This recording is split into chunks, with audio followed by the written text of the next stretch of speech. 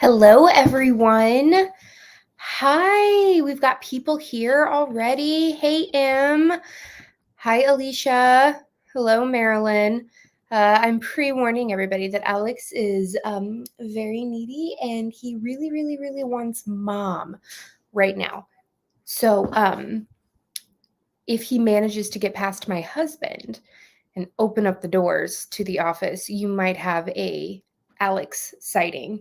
You of course have a Cleo sighting. She's now laid down on the desk. Hey Jenna, how are you? So this is the new office setting. Right now, I was like, I have like 3 places I could film book club this like today. Like I could do it in front of the bookshelves or at my reading chair. Oh, guys, my reading chair is fantastic. I am so flippin' excited about it. So, how's everybody's August ending? I, whew, I cannot tell you. Yesterday, Alex was sick, so I stayed home with him. I went to work today with 374 emails. Like, goodness gracious. So many emails. Hey, Brooke. Hi, Lisa. Hi, guys. Hey, Helen. But I am so flippin' excited to meet with you guys today and talk about the broken spine.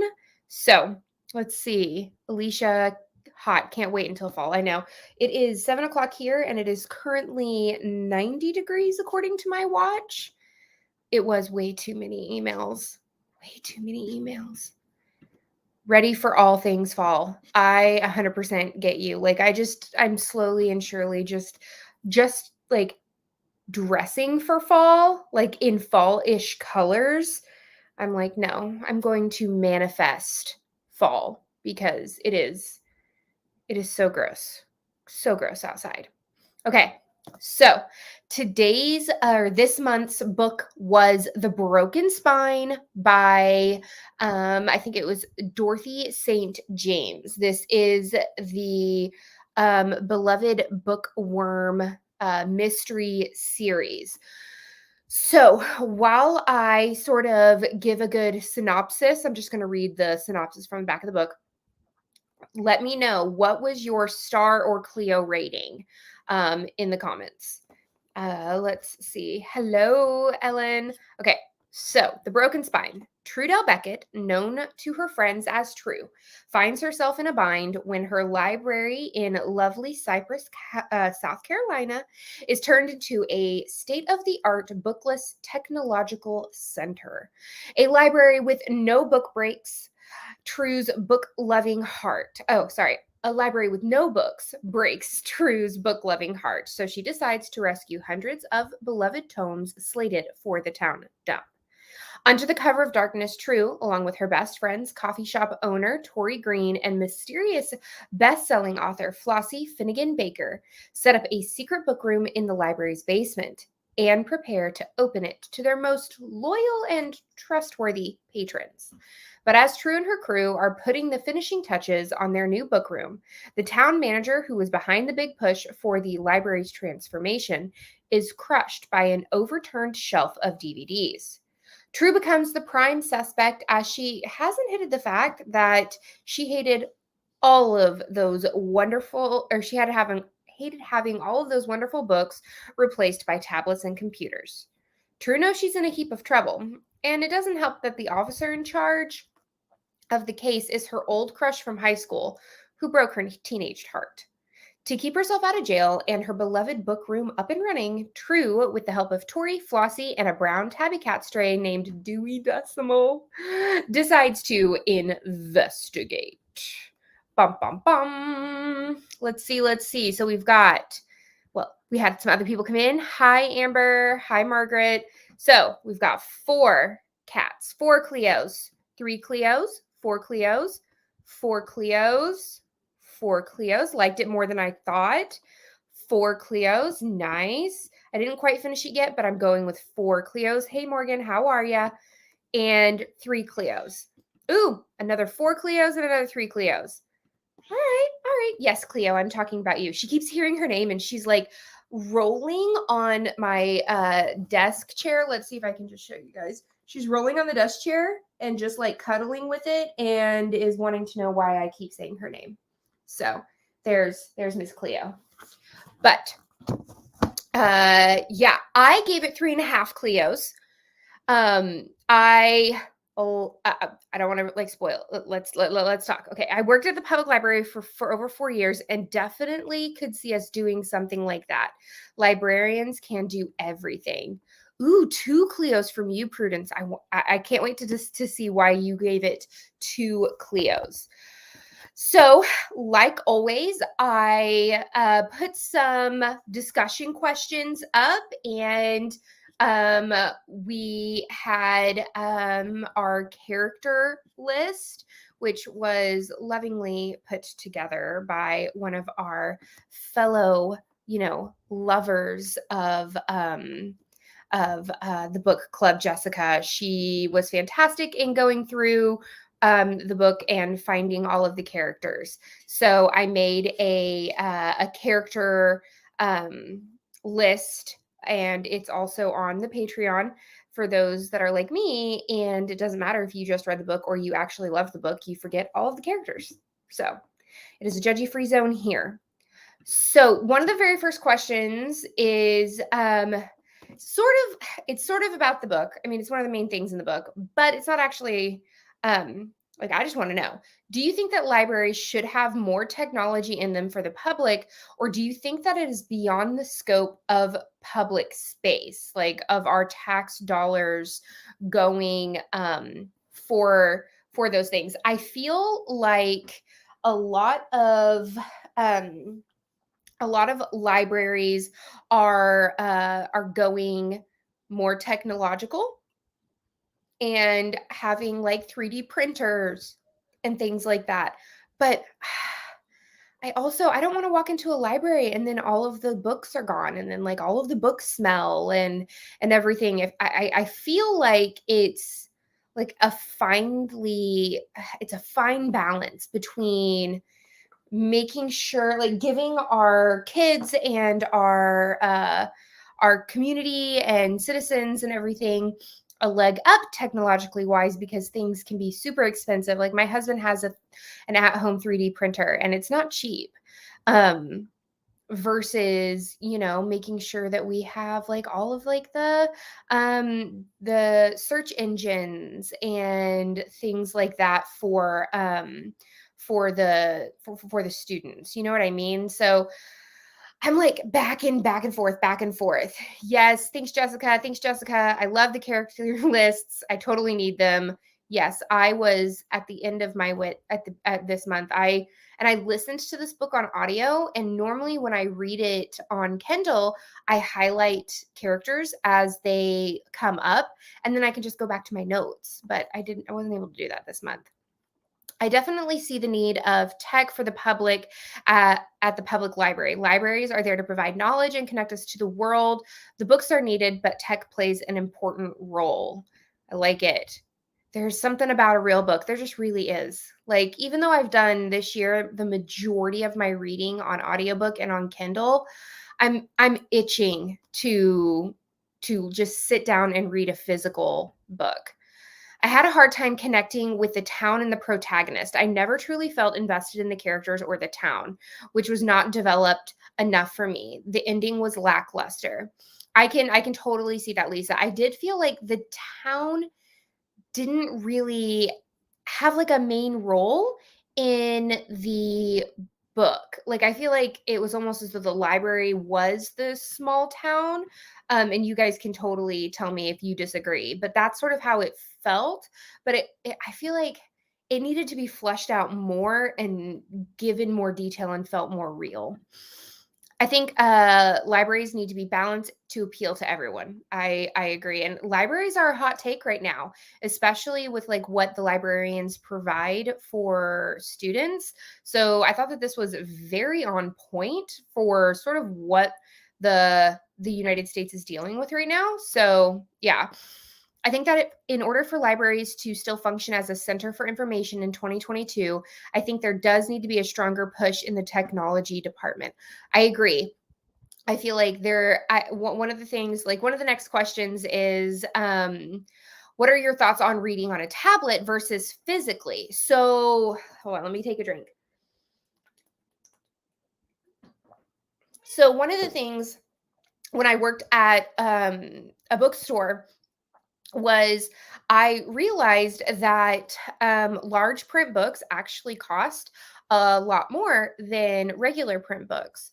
And I think one of the good balances of having technology available for all of the patrons is the fact that with an e-reader you can adjust the font, you can adjust the size and everything like that. So I think that it would be really, really smart if libraries started actually um, curating and holding some tablets for patrons. I think that that would be pretty cool. Lisa, I loved Dewey Decimal the cat, but otherwise I never felt really connected to the book. I can totally see that. And Dewey Decimal, that is the cutest name in the whole entire world. Okay, not as cute as Cleo. I know, I get it. You're very, very needy right now. Um, she is missing Tom really, really bad. So those of you that didn't see on my Instagram, my Tom cat passed away last week, and he was 10 and Cleo is 9, and I've had them both since they were kittens, and so she's only ever known having Tom. He's not really he was not really camera loving like Miss Cleo is, but she's very, very just wanting mama right now. um let's see. I feel that there has been a fine balance between both tech and books, although I didn't like the idea of taking all the books away. You have to have both. I think I agree. Hey, see, you should go see it. Everybody said thank you for getting all of the lists ready. I'm in Australia and our libraries are a good mix of technology and books. I would miss the books if they weren't there. Agreed. But it does, yes, libraries need to be balanced because they are about teaching all kinds of literacy, which with my job as an educator, we talk about math literacy and technology literacy, and that there's other forms of literacy other than just reading. I read this one in hardcover from the library and it totally felt appropriate for this series. Chef's kiss. I agree. Um, I felt bad because I really wanted to love this book. The premise was so good. I agree. It was almost a little lackluster in some areas. I love that, Brooke. Oh no, what was a miss for you? Um, I think there needs to be a balance between tech and books. I think lots of ebooks and online audiobooks are important since not everyone has physical access. Exactly. I love having the Libby app on my phone. I love my Kindle, but I also love a physical book. I switch between reading them and then reading a physical book next. I really want to so bad. Alex is obsessed with my books. He loves the covers, especially cozy mysteries. He loves them, especially when they have cozy companions on them. And so I have to lock my new library room because he will run off with them and then I won't see them. But I think we need physical books, and I would never want them to go away. Yeah, thank you. I am too. I love reading physical books. Over the last 2 years, I've started reading on tablets. I've also started audio. I only like certain books on tech. Yeah, there are some things that I love on tech, and then other things that I'm just like, no, it has to be physical. Hi, Ivy. So happy you're here. We haven't actually started really talking about like the plot of the book. I'm just like very chatty today. I love having physical books in home and I read physical books to my boys, but when I'm reading a book myself, I will almost reach for ebooks. I agree. Alex has a huge library. And we read all of his books physically because even though I'm in educational technology, I don't Aaron and I don't allow him to be on tablets very often at all.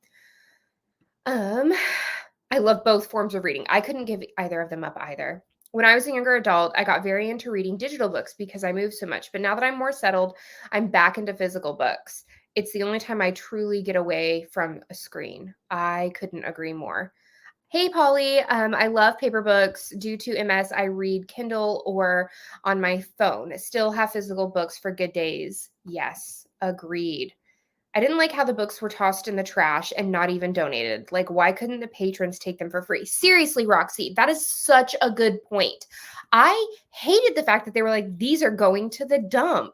Like, they were going to sell some of them, but not all of them. But then, like, all of these classics that are like first editions, like, but I feel like that was also, Mayor Goodell and Duggar Hargrove's whole entire point was that they were trying to find a way to get their hands on all of those first edition books, and that was the way to do it. I totally love my Kindle Oasis. It has opened a whole new world of reading, but I love the comfort of being surrounded by books. Seriously, this whole entire room just shows that I agree. Yes, I love that Ivy. Physical books, audiobooks, ebooks, all make one happy family. Let me same. I wanted to love the book, but the protagonist ruined it for me. I will get to that. Loved the physical books, but do audiobook. Anytime that you can get a story anywhere, it's fantastic. As someone who is visually impaired, I tend to go for audiobooks or ebooks, but I love physical books. See, I love that. I think sending them to the dump was the only way for the nefarious characters to get their hold on them. Agreed, Brooke. Yeah, super, super suspicious.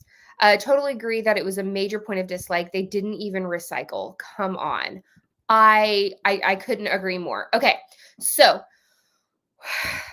basically, we find that our victim, Duggar Hargrove, the town's new manager, we find out that he is actually a huge antique book collector and rare book collector, and he has basically concocted this plan with Mayor Goodvale to get rid of the library's books, turn the town into a tech town, and then basically steal from the people of Cyprus. And everything really does seem to be going their way the whole entire time. Like, you just think that they're all ready for this new wave. They want to become the Silicon Valley of the South. Like, they're all about it. It doesn't matter how much some of the patrons are like, no, we don't want this. True is very much against it, as well as Miss Farnsworth, the head librarian. But what can they do? The town board has agreed to this, and so things are just taking place. We have Anne, who is now the technology librarian specialist, who's come in and sort of helped just take all of this down. And True and her two best friends, we've got her best friend Tori, who's the coffee shop owner, and then Flossie, who is a best-selling author, which, okay, so her best friends, they could not be more different if like you like, I don't even know. They just couldn't be more different. I will tell you that I love Flossie. I don't know what you guys think about Flossie and Tori. I love Flossie, even though I think it's silly that she doesn't tell her best friends what her like writing name is. But maybe that'll be a plot point later in the series. Like, something happens and she finally has to reveal who she writes under. Tori is, there's some times where I'm like, yes, I like you, Tori. And then other times where I'm like, why? Why are you the way that you are? Especially like with, you have to do this for men and this for men. I'm really, really bad at being told what to do, or like being told that I have to like dress specifically for a man, or I like, that's not the Southern hospitality way. Like, it's just, I just don't like the way that she like falls in love with Charlie. And I don't know about you, but like, Charlie is one of the characters in the book, and he is sort of a suspect at first because he's new to town. so nobody knows him. He's opening up a rare bookstore because there isn't one in town. And he has met Tori and they're sort of dating, but he has made a deal with Mrs. Farnsworth about sort of like pillaging through all of the books that are going to get sent to the dump so that he can take them and make a profit and sell them at his shop, right? Tori is like, oh my goodness, like she's falling in love with him so quickly, and apparently she's been married like 3 or 4 other times. And while I actually have a character that is very very much like that in one of the books, or in the book that I'm writing. It's not as though like Tori gets very very petty like very very quickly. And I really, really wanted Charlie and True to get together. Like, I was very much in the yay Charlie sort of realm, that like Tori was going to realize that Charlie and her had nothing in common and that True would be there with Charlie. But that's not happening apparently, and it looks like you guys agree. So Flossie, love Flossie. She was hysterical. Flossie was amazing. Her quick wit. Yes, I am 100%. But yes, Tori bothered me. I would not have remained friends with her. Flossie is just fantastic. I feel like Tori is that close friend you have where your friendship is built on your mutual history and not that you are still similar people. Agreed. They had known each other since first grade. So that totally makes sense. I didn't get any chemistry between Tori and Charlie. I know. Yeah, neither did I. Didn't like Tori. There were a lot of unlikable characters for a cozy. Yeah, including Tori's mom. I did not like Tori's mom. She just bothered me. I knew I didn't like her, Tori, when she showed up wearing a bright colored dress and heels to a covert mission. Lol. She also brought Charlie, who she barely knew. Exactly. She's just like one of those people that she's supposed to be written as like a free spirit, but also kind of like just rubs you the wrong way. Which I will let you guys know, I am almost done with book 2 in the series. I'm listening to it on audiobook. And Flossie got better. Tori annoyed the ever loving, Tori, yes, annoyed the ever loving crap out of me. And like I was like I did not want to read it. I did not want to listen to it anymore. I didn't see any chemistry between Tori and the high school dude. Yeah, so Jace, True, and Jace. So basically, Jace used True during high school, and he stole a paper of hers to pass and get his scholarship. Little did he know that someone's at the front door. I just got a package delivered. Little did he know that True almost lost her scholarship for school because she had to hurry and write a whole entire other paper and was a day late and got an F on that paper for being late. And it was something that mortified her, especially because she thought that her and Jace were like dating because they had kissed and things like that. And he completely humiliated her in the school hallway, and basically made it seem as though she was disgusting and like, he only used her. So him coming back to town and being a detective and being sort of in charge of the murder investigation is not something that True wants to be around or anything like that. Like she doesn't want to be reminded of her past.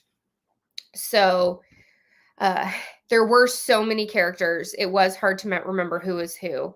It impacted her future. 100% M. Like that, it wasn't just like oh, he bullied me, yada, yada, yada. Like it literally could have destroyed her future as a librarian because he was selfish and did that. So, what did you guys think about True's hidden book room? And do you think that she needed to keep it a secret from Mrs. Farnsworth? I go back and forth between this question and whether or not she should have told Miss Farnsworth. Um, I love the fact that the book room is down in the basement of the library, but that also makes it super, super tricky to keep hidden, like, or to keep away from like Mrs. Farnsworth or the authorities.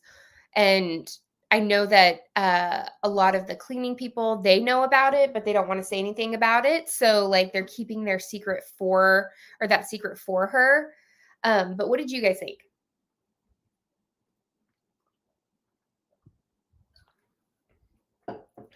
It feels okay. So loved the secret library. I feel like she had to keep it from Mrs. Farnworth just because she may feel obligated to let others know just because of her position. I can totally see that. I loved that she saved the books. Loved the idea of a secret book room just in general. I did too. That's like one of that was like the main reason why I picked this book. Plus, they had a cat named Dewey Decimal. I'm that easy to get to read. I loved the hidden book room. It was one of the only redeeming qualities in the story. I think that she should keep it from her right now.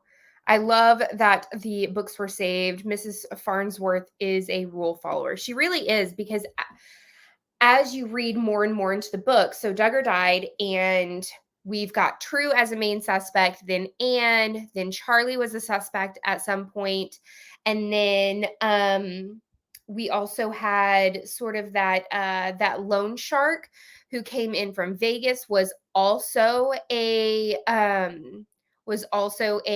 suspect. So we go back, and our mayor, his son Luke, is supposed to be like this genius tech guy, but he has a weakness for online sales and just buys all of the most random crap, like crystal dolphins or unicorns or whatever. And he is in a lot of debt, and he's come home because he needs to sort of get out from underneath all of the debt that he's in. And he's basically wanting daddy to get him out of this, which is why we find out that the mayor is helping Duggar with this whole entire thing, because they're going to split the profits, and the mayor is going to sort of wipe out his son's debts. I love the idea of it, even though I had to really suspend disbelief. There's no way to keep it that or hidden for that long. Also, book 2 only starts a month after book 1 ended. So there you go. I loved the secret book room and the way they had it set up. It was awesome that they used the card catalog and the old way of stamping books. I loved that too. It made my heart so happy. I would also agree that it seemed that since Mrs. Farnworth was the head librarian, it had to be kept from her. I couldn't get on board with the suggestion that half the town knew, but Miss Farnworth had no idea. A hidden library I loved, but it was too close to home. I can see that. I read someone's review, and they said, why didn't she just wait until the books were dumped and then start her own library anywhere and be out in the open? I thought it was a good question. Seriously, like, why couldn't she even do like little libraries like throughout the town and just like drop off the books at the little libraries? That's a really good point. I think she needed it to be a secret, and I think that it may be a good reveal in later books. Agreed. I loved the idea, but it seemed like so many people started to know, Mrs. Farnworth would feel obligated to tell. She would, which is why it shocked me that Mrs. Farnsworth lied for the mayor. So it seems like True wasn't the only one at the library with her best friend setting up the library. Anne was also there, and it seems like the mayor and his son were there as well. And it turns out the mayor and the son were not together at the same time, and Miss Farnsworth knew that, but she lied to the police for the mayor, which is very against character for Mrs. Farnsworth. And so much so that she had to finally go back and sort of recant what she said. But that was very out of character for her and made me second guess, like, maybe she could keep the book room a secret. But I agree with you guys. I don't think that that she was going to. Okay, so about True and Jace. Do you think she should forgive him for his past actions? And then did you think that like the romance relationship was believable? I'm gonna lean back a little bit. Nick is pushing.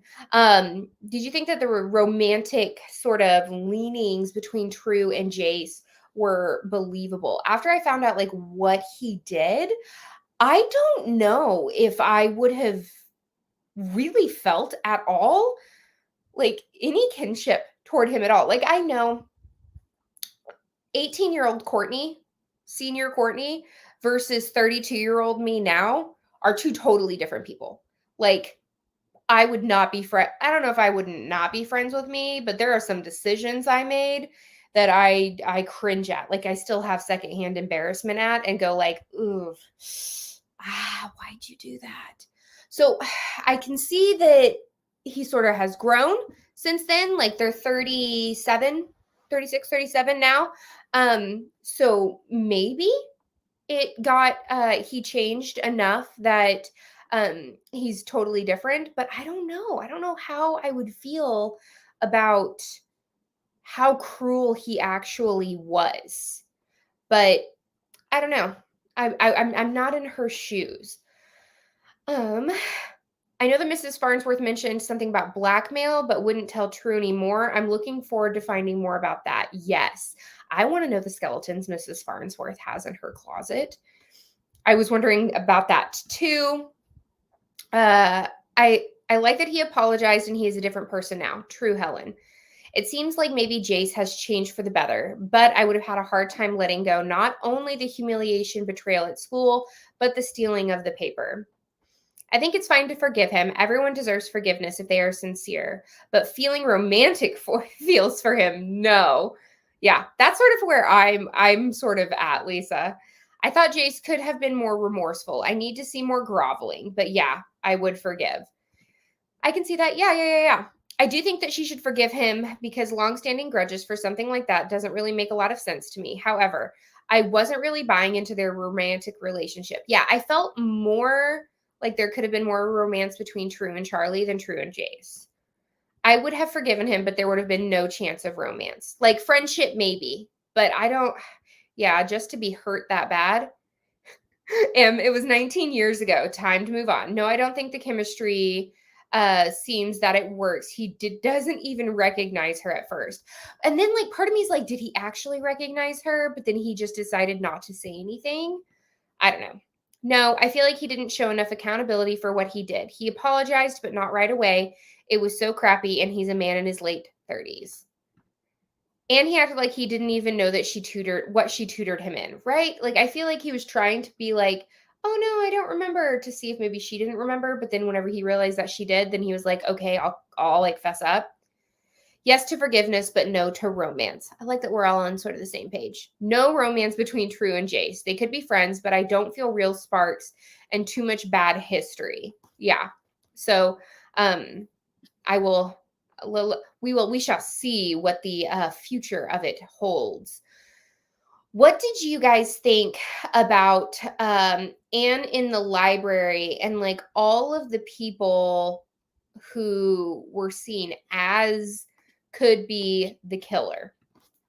Anne, like one, I'm surprised that she was the niece of one of the like patrons of the library and like was pushed to take the job and everything. Like one of I forgot her name, but she it's like Denny or something like that, but she is best friends with Miss Farnsworth and even gets to know about the secret book room, and but she's the one that pushed for her niece to come and move and turn the library into a technological wonder. I thought that was very, very weird. I feel like the romance piece was forced. That was something I didn't care for. Yes, Brooke, but Jason Dewey, I'm all about their relationship. I loved that he was like so into it. Yes, Delaney. Why didn't I remember that? Yes, so Delaney, Anne was Delaney's niece, her favorite niece. And so I could see Anne hitting Luke for sort of like taking the spotlight of everything that she worked for. And I could see her maybe being the killer, but like not really, because Duggar was the one who brought her in and like let all of that like come together and happen. And so I feel like she was a good like um red herring, but yeah, I wasn't really set on her being the killer. I was like, okay, I really do think it could have been um the like I think who did I think it was? I don't even remember who I really think it was. This is what happens when you listen to the audiobooks back to back and then like everything runs together. For a second there I did think it was Miss Farnsworth that killed Duggar, but then I realized that no, that's not it, because she's a rule follower. She's not going to kill. But for some reason the I'm about to reveal the killer in case anybody is wondering. Um I did not expect the mayor to be the killer. I didn't feel like there were a lot of clues to him being the one to be the killer. Uh he wasn't like I feel like he could have been in the book a little bit more. But what did you guys think about like sort of our suspect pool? Jenna says, I really like that almost every character was a credible suspect at some point. Very classic mystery building. Yes, because even Tori was a suspect at one point, which I thought she could be the killer. True's best friend, because Duggar was trying to get the building that her coffee house was in closed down so that the coffee house and the library would be the only one. And he even stole employees from Tori. So I can really see that that would be a good like motive for killing. I think that True let her personal feelings about Anne affect her investigation. I agree. I didn't expect him either. I agree that the mayor wasn't set up with enough clues as the killer. Yes, I did. I agreed. It was hard to think it was the mayor, not enough clues. I didn't figure it out. I did not figure it out either. Agree. Totally didn't expect the mayor. Thought it might be Anne. That surprised me too. I didn't see enough clues pointing to him either. Yeah, that's one of the hard things with like the first book in a series is it's really, really hard to differentiate like what is a setup for like more people's history and things like that in the for like future books in the series versus I'm the authors continually mentioning them because they are the killer. So yeah, I thought it was suspicious he was throwing away books and he did not make a fuss about his son's arrest. I did think that that was suspicious as well. And it made sense once he basically was like, no, I needed my son to be arrested so that he could be safe from the loan shark. That made that made a lot more sense. So were you all surprised by how the story left off? So the story left off with our main character barely hiding the book room.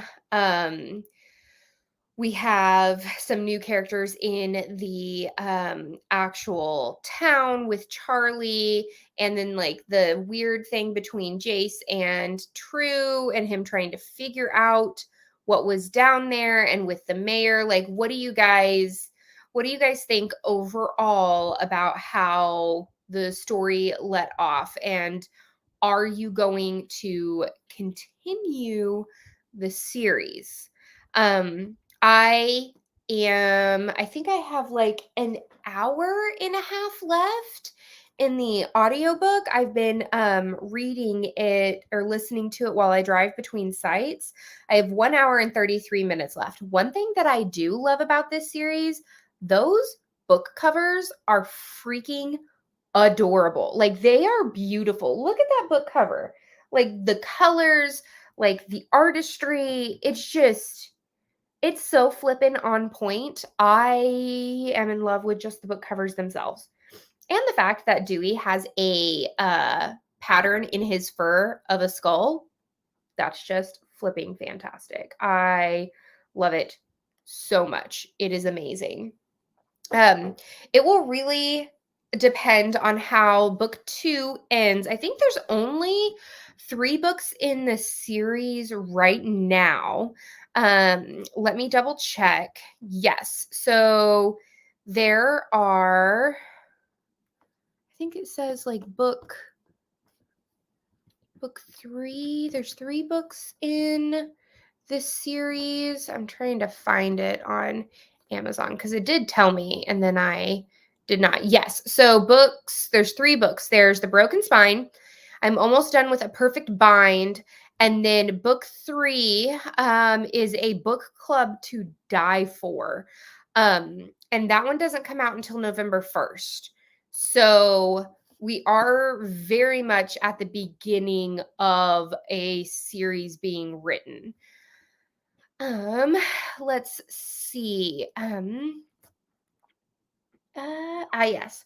I will not be continuing the series. It just didn't interest me enough. I was relieved to finish and will not be continuing. Love the covers and I liked the audiobook narrator and I often don't. I do really, really like the narrator of the book. It's really good.